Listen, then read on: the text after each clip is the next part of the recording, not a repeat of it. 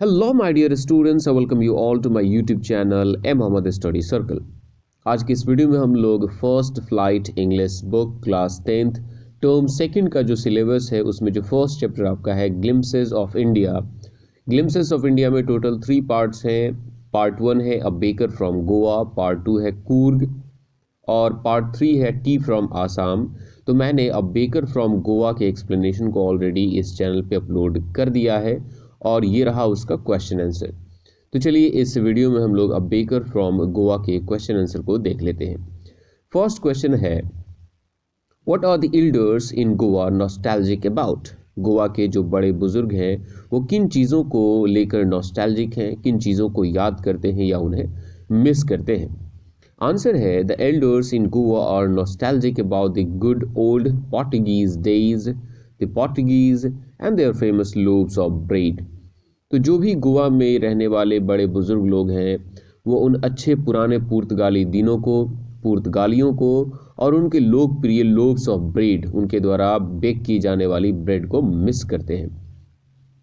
Second question है is bread making still popular in Goa. क्या गोवा में अभी भी ब्रेड मेकिंग पॉपुलर है, लोकप्रिय है? How do you know? और अगर आप इस सवाल का जवाब जानते हैं तो फिर कैसे जानते हैं? आंसर है yes, bread making is still popular in Goa. कि हाँ, गोवा में ब्रेड को बनाना, ब्रेड को बेक करना, मेक करना अभी भी पॉपुलर है। The author has described about the existence of time-old furnaces and their still burning fire। क्योंकि हमारे ऑथर लूसियो रॉड्रिग्स ने स्टोरी में इस बारे में वर्णन किया है कि वहाँ के जो सदियों पुराने जो फर्नेसेस हैं, जो चूल्हे हैं जिन पर ब्रेड बनाई जाती थी, जिन पर ब्रेड को सेका जाता था, वो अभी भी एग्जिस्ट करती हैं और उनमें अभी भी आग जल रही है। The Goan society is having molders, bread mixers and bakers। और गोवा के सोसाइटी में हमें आज भी मोल्डर्स, ब्रेड मिक्सर्स और बेकर्स देखने को मिल जाते हैं। इसलिए हम कह सकते हैं कि गोवा में ब्रेड मेकिंग अभी भी पॉपुलर है। Question number 3 what is the baker called. Goa में बेकर को किस नाम से बुलाया जाता है? So the baker is known as pader. Goa में बेकर को पैडर के नाम से भी बुलाया जाता है। Question number 4 when would the baker come every day. कि हर रोज बेकर कब आता था? Why did the children run to meet him. और बच्चे दौड़ करके बेकर से मिलने किस लिए जाते थे, क्यों जाते थे? आंसर है the baker came twice every day. Baker हर रोज दिन में 2 बार आता था। Once when he set out in the morning on his selling round. एक बार तो तब जब वो मॉर्निंग में बेचने के लिए जाता था, अपनी सेलिंग राउंड पे जाता था। And then again when he returned after emptying his huge basket. और दूसरी बार वो तब आता था जब वो अपने बड़े से बास्केट को, अपने बड़े से टोकरे को ख़त्म करके, खाली करके वापस लौटता था। तो इस तरह से बेकर दिन में 2 बार उनके यहाँ आता था। The children ran to meet him not because of their love for the loaf. बच्चे दौड़ करके बेकर से मिलने इसलिए नहीं जाते थे क्योंकि उनको ब्रेड से बहुत ज़्यादा प्यार था, ये बात बिल्कुल भी नहीं थी। Which was bought by the maid servant of the house. Bread को या लोव्स ऑफ ब्रेड को घर की नौकरानियों द्वारा खरीदा जाता था। तो फिर ये बच्चे दौड़कर किस लिए जाते थे? बताया गया है they actually longed for the bread bangles. अरे बच्चों को तो वो ब्रेड पसंद थे जिनका शेप बैंगल की तरह हुआ करता था, जिनका शेप एक चूड़ी की तरह हुआ करता था, रिंग की तरह हुआ करता था। उन्हें वो वाले ब्रेड काफ़ी पसंद थे, इसीलिए वे लोग दौड़ करके जाते थे। विच दे चूज वेरी केयरफुली। और उन ब्रेड बैंगल्स को बच्चे बड़ी ही सावधानी के साथ चूज करते थे कि हाँ ये मैं लूँगा, ये मैं लूँगा, ये मैं लूँगा। Sometimes it was a sweet bread of A special make. और ये जो ब्रेड बैंगल्स होते थे कभी कभी मीठे भी हुआ करते थे, स्वीट भी हुआ करते थे जब उन्हें स्पेशली बनाया जाता था। क्वेश्चन नंबर 5 है match the following what is a must. अब यहाँ पे हमें 2 कॉलम दिए गए हैं, उन कॉलम को एक दूसरे से मैच करना है। इसका डायरेक्ट आंसर आप देख सकते हैं। अगर आप किसी मैरिज पार्टी में जा रहे हैं कोई गिफ्ट लेकर, तो आपको स्वीट ब्रेड ज़रूर ले जाना होगा जिसका नाम क्या है? बोल। तो फर्स्ट को मैच कराओगे a marriage gifts sweet bread called बोल। सेकंड है फॉर अ पार्टी और अ फीस्ट। अगर आप किसी पार्टी में जाते हैं, फीस्ट में जाते हैं, वहाँ पे ब्रेड ना हो तो फिर उस पार्टी का कोई मतलब ही नहीं रह जाता। थर्ड है फॉर अ डॉटर्स इंगेजमेंट, अगर किसी के घर में किसी की बेटी का इंगेजमेंट हो तो उस घर की महिलाएं सैंडविचेस ज़रूर बनाती हैं। और क्रिसमस या कोई भी दूसरा त्यौहार हो तो वहाँ पे केक्स और बॉलिनहाज ज़रूर वहाँ पे होने चाहिए as a dessert, as a bread के तौर पे। क्वेश्चन नंबर 6 है what did the bakers wear, baker क्या पहना करते थे, और यहाँ पे दो अलग अलग टाइम्स की बात हो रही है।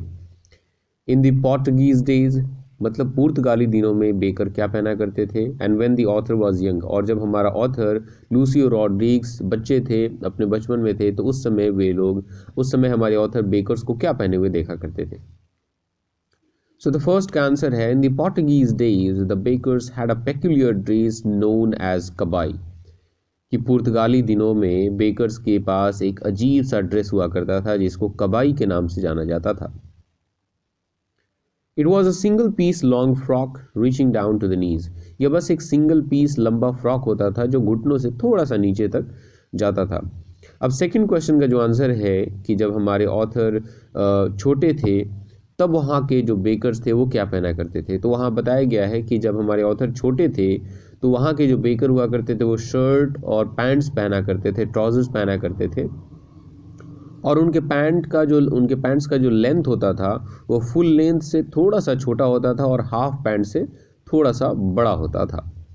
और क्वेश्चन नंबर 7 है who invites the comment he is dressed like a pader why, I mean किस तरह का इंसान इस कमेंट को अपने आप के लिए इनवाइट करता है कि उसने एक पैडर की तरह ड्रेस पहना हुआ है, और अगर लोग उसके लिए ये कमेंट करते हैं तो ऐसा क्यों करते हैं।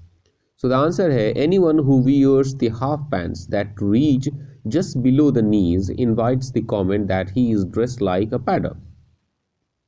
कोई भी ऐसा इंसान जो कि हाफ पैंट पहना हुआ है जो कि घुटनों से थोड़ा सा नीचे तक जाता है तो लोग उसको कहते हैं कि देखो तुमने पैडर जैसा कपड़ा पहना हुआ है, तुमने पैडर जैसा अपने आप को ड्रेसअप किया है।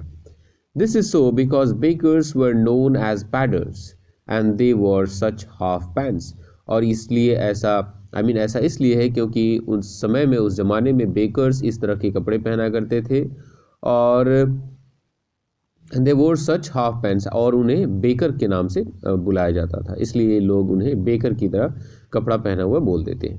क्वेश्चन नंबर 8 है where were the monthly accounts of the bakers recorded, जो बेकर्स होते थे अपने पूरे मंथ का हिसाब किताब कहाँ पे रिकॉर्ड करते थे।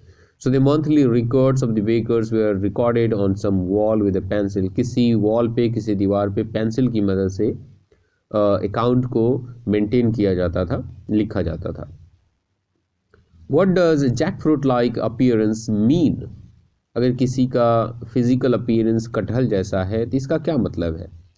आंसर है jackfruit like appearance means a plump physique, अगर किसी का अपीयरेंस कटहल जैसा है इसका मतलब वो थोड़ा सा मोटा है। Such a physique was linked to the bakers because they never stopped, और इस तरह का फिजिकल अपीयरेंस बेकर्स से लिंक किया जाता था क्योंकि वो कभी भी भूखे नहीं रहते थे। कहने का मतलब वे लोग काफ़ी सक्षम होते थे, काफ़ी रिच होते थे और खाते पीते घर से होते थे, इसलिए काफ़ी मोटे होते थे। Baking was a profitable profession, उस समय बेकिंग जो था वो प्रॉफिटेबल प्रोफेशन था, उसमें काफ़ी ज़्यादा फायदा था। The baker, his family and his servants always looked happy and prosperous, चाहे वो बेकर हो, उसकी फैमिली हो या उसके सर्वेंट्स हो, सभी लोग हैप्पी एंड प्रॉस्पेरस, रिच लगते थे। And had a jackfruit like appearance, और इसलिए उनका अपीयरेंस जैक फ्रूट जैसा होता था, कटहल जैसा होता था। यहाँ पे हमें कुछ लाइंस दिए गए हैं और बताना है कि कौन सा स्टेटमेंट करेक्ट है और कौन सा स्टेटमेंट इनकरेक्ट है। फर्स्ट स्टेटमेंट हमारा करेक्ट हो जाता है, the pader was an important person in the village in old times.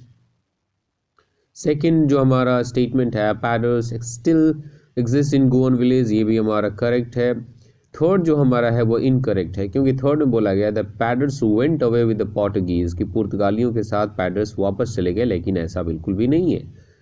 Fourth जो हमारा है वो भी इनकरेक्ट है क्योंकि बोला गया है the paders continue to wear a single piece long frock, नहीं, उन लोगों ने बाद में शर्ट और पैंट पहनना भी शुरू कर दिया था। स्टेटमेंट नंबर 5 जो है वो भी इनकरेक्ट है क्योंकि यहाँ पे बोला गया है कि ब्रेड और केक्स गोवन लाइफ स्टाइल में पुराने ज़माने में काफ़ी इंटीग्रल पार्ट हुआ करते थे। ये बात पास्ट में लिखी गई है, नहीं मतलब गोवा में अभी भी ब्रेड और केक काफ़ी इंटीग्रल पार्ट माना जाता है, तो इसलिए यहाँ पर ये भी इनकरेक्ट है। इसको होना चाहिए था bread and cakes are an integral part of Goan life in the old days, in the present days भी बोल सकते हैं। क्वेश्चन नंबर 6 है, स्टेटमेंट नंबर 6 है, traditional bread making is still a very profitable business. Obviously ये correct है। और last statement हमारा इनकरेक्ट है, paders and their families starve in the present time. बिल्कुल नहीं, वे कभी भी भूखे नहीं रहते थे, क्योंकि ये जो ब्रेड मेकिंग जो प्रोफेशन था वो काफ़ी प्रॉफिटेबल था। इसमें नेक्स्ट क्वेश्चन है, is bread N important part of Goan life, how do you know this, कि क्या गोवा की लाइफ में ब्रेड एक इम्पॉर्टेंट पार्ट है, और अगर आप जानते हैं तो फिर कैसे जानते हैं। तो इसका आंसर ये रहा कि bread is an important part of Goan life, बिल्कुल है। Marriage gifts are meaningless without sweet bread called bol, for a party bread is a must, while for Christmas cakes and bolinas are a must. Sandwiches must be prepared by the lady of the house on the daughter's engagement. The author says everybody loves the fragrance of loaves. The elders were given loaves and the children were given bread bangles, which were longed for. Also, the fact that bakery is a profitable profession shows that the love for bread is enormous in Goa. अब यहाँ पे कुछ statements दिए गए हैं MCQs type के based, और हमें बताना है कि कौन सा करेक्ट है।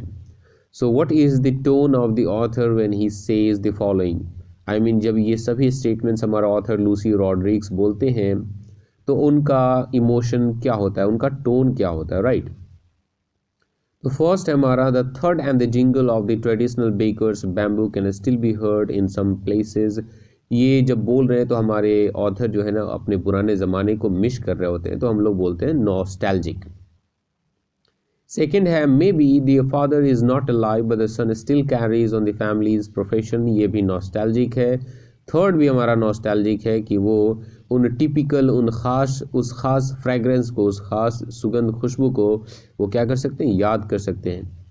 फोर्थ जो है वो काफ़ी फ़नी है, क्योंकि वो कहते हैं कि टाइगर ने तो कभी भी अपने दांतों को ब्रश नहीं किया है, तो हमें करने की क्या ज़रूरत है, आखिरकार जब हम चाय पीते हैं गरम गरम तो वो सभी चीज़ों को अच्छे से धो देता है, साफ़ कर देता है, जो कि काफ़ी फ़नी स्टेटमेंट है। नंबर 5 हमारा हो जाएगा मैटर ऑफ फैक्ट, क्योंकि ये चीज़ें हूबहू हमें स्टोरीज़ में देखने को मिली थी कि cakes and bolinhas are a must for Christmas as well as for the other festivals. और नंबर 6 भी हमारा मैटर ऑफ फैक्ट है कि the baker and his family never stop, they also looked happy and prosperous. So इस तरह से हमने baker from Goa के क्वेश्चन आंसर को कंप्लीट कर लिया है। इस वीडियो का एक्सप्लेनेशन कैसा लगा आप लोग मुझे नीचे कमेंट सेक्शन में ज़रूर बताइएगा। ये वीडियो कैसा लगा, अगर अच्छा लगा होगा तो वीडियो को लाइक कीजिएगा, and most importantly if you are new to this channel then please subscribe the channel, क्योंकि इसके बाद मैं कूर्ग वाले चैप्टर को पहले एक्सप्लेन करूंगा, फिर उसके बाद उसके क्वेश्चन आंसर को अपलोड करूंगा, फिर उसके बाद मैं टी फ्रॉम आसाम वाले को एक्सप्लेन करूंगा, फिर उसके बाद मैं उसके क्वेश्चन आंसर को अपलोड कर दूंगा। तो इस तरह से आपको जुड़ जाने की ज़रूरत है। सो मिलते हैं एक नए चैप्टर के साथ, तब तक के लिए टेक केयर, बाय बाय।